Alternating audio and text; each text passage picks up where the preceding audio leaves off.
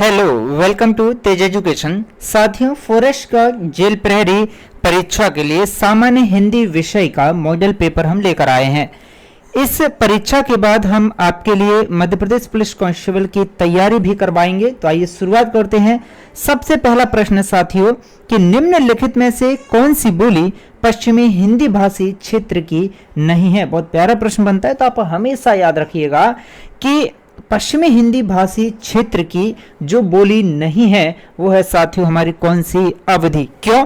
क्योंकि साथियों अवधी जो है ना, यह भाषा जो है पूर्वी, किसकी भाई, पूर्वी हिंदी भाषी क्षेत्र के अंतर्गत आती है। किसके अंतर्गत? पूर्वी हिंदी भाषी क्षेत्र के अंतर्गत जो है साथियों आती है अवधी। ठीक है। इसके अलावा बांगरू, बुंदेली और ब्रज भाषा, ये तीनों हमारी किसके, पश्चिमी हिंदी भाषी क्षेत्र के अंतर्गत आती हैं। अगला प्रश्न है कि संयुक्त व्यंजनों की जो संख्या है वह निम्नलिखित में से कितनी है। संयुक्त व्यंजन 3 होते हैं, 4 होते हैं, 5 होते हैं या 2 होते हैं। तो आप हमेशा याद रखिएगा कि संयुक्त व्यंजनों की जो संख्या है ये होती है 4। कितनी होती है भाई? 4 संयुक्त व्यंजनों की संख्या होती है। कौन कौन से होते हैं ये भी आपको पता होना चाहिए, क्योंकि कभी विकल्प दे दे कि निम्नलिखित में से कौन सा संयुक्त व्यंजन है तो आपको पता होना चाहिए। देखिए सबसे पहला छ किससे मिलकर बना होता है साथियों? ये आपका क और स से मिलकर बना होता है। अगला होता है आपका त्र। त्र किससे मिलकर बना होता है? आपका त और र से मिलकर बना होता है। अगला आपका होता है साथियों क्या? ज्ञ। ज्ञ आपका मिलकर बना होता है ज और य से। इसके बाद आपका होता है स्र। स्र आपका बना होता है साथियों श और र से। ठीक है, तो ये 4 आपके संयुक्त व्यंजन होते हैं। प्रश्न बनता है कि क वर्ग में कितने वर्ण होते हैं? 5 वर्ण होते हैं या 3, 7 या फिर 2? तो आप याद रखिएगा कि क वर्ण में साथियों कुल 5 वर्ण होते हैं। कितने होते हैं? 5 वर्ण होते हैं। 5 कौन कौन से? तो क, ख, ग, घ और ण, ये 5 वर्ण होते हैं क वर्ग में। प्रश्न बनता है कि कलाकृति का विच्छेद निम्नलिखित में से क्या होगा? तो आप हमेशा याद रखना कलाकृति का विच्छेद होगा कला धन आकृति। क्या होगा साथियों? कला धन आकृति। प्रश्न है कि व्यंजन संधि का उदाहरण निम्नलिखित में से कौन सा है? तो आप याद रखिएगा कि जो व्यंजन संधि का उदाहरण है यह है साथियों आपका कौन सा? वागीश। वागीश में व्यंजन संधि है। अब वागीश का विच्छेद किस तरह से होगा? तो वागीश का विच्छेद होगा साथियों आपका वाक धन ईस। ठीक है, वागीश। अगला प्रश्न है कि वाइस चांसलर शब्द में कौन सा उपसर्ग का प्रयोग हुआ है? तो आप याद रखिएगा कि वाइस चांसलर शब्द में साथियों वाइस किसका भाई? वाइस उपसर्ग का प्रयोग हुआ है, इतना आप याद रखना। अगला प्रश्न है कि निम्नलिखित में से किस शब्द की रचना प्रत्यय से हुई है? तो आप याद रखना कि प्रत्यय से रचना हुई है, यह है आपका कौन सा साथियों? आपका कृपालु। ठीक है, कृपालु में कौन सा प्रत्यय है? तो आप याद रखना कृपालु में साथियों प्रत्यय आपका आलू। क्या है? आलू। ठीक है, आल प्रत्यय है इसमें। देखिए आल कृपालु में है। दयालु में साथियों क्या होता है? दयालु में दयालु। दयालु में साथियों आपका जो है, एक मिनट, दयालु में आपका क्या? आलू प्रत्यय होता है। इसके अलावा आपका संकालु, किसका भाई? संकालु में आपका आलू प्रत्यय होता है। ठीक है, निद्रालु, क्या है भाई? निद्रालु। निद्रालु में आपका आलू प्रत्यय होता है। अगला प्रश्न है कि के लिए का लोप होने पर कौन सा समास बनता है? ठीक है, कौन सा समास बनता है? तो आप याद रखना के लिए का लोप होने पर जो समास बनता है साथ ही विभक्ति चिन्ह है के लिए, तो यहां पर संप्रदान तत्पुरुष समास। ठीक भाई, विकल्प 20 का सही जवाब है।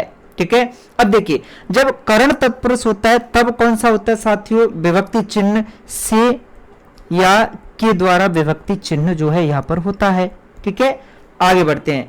प्रश्न है कि बर्तनी को अन्य किस नाम से जाना जाता है? बहुत अच्छा प्रश्न है। तो आप याद रखिएगा कि बर्तनी को भाई जाना जाता है अक्षरी के नाम से। किस नाम से?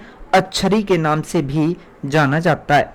नेक्स्ट प्रश्न है प्रश्न क्रमांक 10। 9 के बाद आपका प्रश्न क्रमांक 10 देखिएगा कि भाई निम्नलिखित में शुद्ध वाक्य का चयन आपको करना है कि कौन सा शुद्ध वाक्य है। ठीक, सबसे पहला कि प्रेम का मूल्य आंका नहीं जा सकता, या फिर भाई ये बिल्कुल शुद्ध है यहां पर कि प्रेम का मूल्य आंका नहीं जा सकता, बिल्कुल शुद्धतम रूप है। ठीक है, बिल्कुल शुद्ध है। अपना दोष दूसरों के सिर पर क्यों जड़ते हो, भैया ये क्वेश्चन मार्क कौन लिखेगा भैया। ठीक है, और अपना दोष दूसरों के सिर पर क्यों जड़ते हो, ये शुद्ध नहीं है। मैं असफल रहा क्योंकि हमने परिश्रम नहीं किया था, अशुद्ध। सीता आई और मेरी पुस्तक उठा ली, अशुद्ध। प्रश्न है कि संज्ञा के भेद भाई निम्नलिखित में से कितने होते हैं। तो आप याद रखना कि संज्ञा के जो भेद हैं भाई, ठीक है, संज्ञा के जो भेद हैं वो कुल कितने होते हैं। तो आप याद रखना साथियों, कुल 5 भेद होते हैं संज्ञा के। कितने, कुल 5 भेद होते हैं। बात आती है भाई कि वो 5 भेद कौन कौन से हैं संज्ञा के। तो आप याद रखना सबसे पहला है साथियों आपका कौन सा, जातिवाचक संज्ञा। कौन सी भाई, जातिवाचक। आपकी भाववाचक, आपकी समूहवाचक। कौन सी, समूहवाचक। आपकी द्रव्यवाचक, आपकी व्यक्तिवाचक। ठीक है भाई, ये आपकी कितनी, कुल 5 जो है संज्ञा के भेद होते हैं। प्रश्न बनता है कि निजवाचक सर्वनाम का उदाहरण किस विकल्प में नहीं है। तो आप हमेशा याद रखिएगा, निजवाचक सर्वनाम का जो उदाहरण है भाई ये नहीं है आपका किसमें भाई, स्वयं।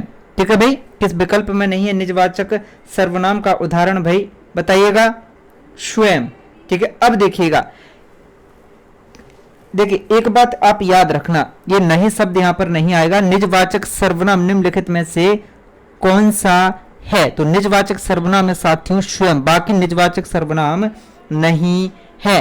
ठीक है, ये निजवाचक सर्वनाम नहीं है।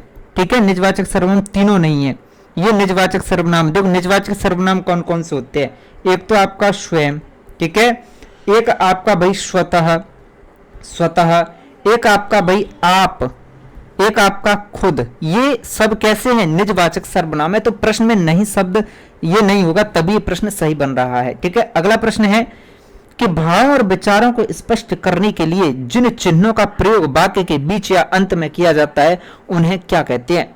तो भाव और विचारों को स्पष्ट करने के लिए जिन चिन्हों का यूज भाई वाक्य के बीच में या फिर अंत में किया जाता है ना, इनको भाई क्या कहते हैं, इनको ब्राह्म चिन्ह कहते हैं। ठीक है भाई, क्या कहते हैं, इनको ब्राह्म चिन्ह कहते हैं। प्रश्न बनता है कि मगरमच्छ का स्त्रीलिंग भाई निम्नलिखित में से क्या होगा। तो आप याद रखना मगरमच्छ का स्त्रीलिंग होगा साथियों मादा मगरमच्छ। ठीक है, आगे बढ़ते हैं कि किस वाक्य में क्रिया की प्रधानता होती है। तो आप हमेशा याद रखिएगा कि क्रिया की प्रधानता साथियों भाववाचक वाक्य में होती है। अगला प्रश्न है कि राजा का पर्यायवाची शब्द निम्नलिखित में से क्या होगा। बहुत अच्छा प्रश्न, तो आप याद रखना राजा का पर्यायवाची होगा साथियों क्या, अबनीश। क्या होगा भाई, राजा का पर्यायवाची शब्द होगा अबनीश। ठीक है, राजा को भाई नरेश भी कहते हैं। ठीक है, इसे भूपाल भी कहते हैं, भूपाल। ठीक है भाई, आगे बढ़ते हैं, चलिए अगला प्रश्न है 16 के बाद साथियों आपका प्रश्न क्रमांक 17 कि इनमें से तालाब का पर्यायवाची भाई निम्नलिखित में से कौन सा नहीं है। ठीक है, तो आप याद रखना तालाब का पर्यायवाची साथियों नहीं है धुब्र नंदा। ठीक है, इसके अलावा सरोवर, पुष्कर, पद्माकर और जलाशय, ये शब्द क्या है, तालाब के पर्यायवाची। और छड़क शब्द का विलोम क्या होगा। तो आप याद रखना छड़क शब्द का विलोम होगा साथियों शाश्वत। ठीक, प्रश्न है प्रसन्न का विलोम कौन सा नहीं है। तो आप हमेशा याद रखना प्रसन्न का विलोम नहीं है साथियों अप्रसन्न। ठीक है, तो मिलते हैं आपसे नेक्स्ट सेशन में, तब तक के लिए जय हिंद, जय भारत, जय महाकाल।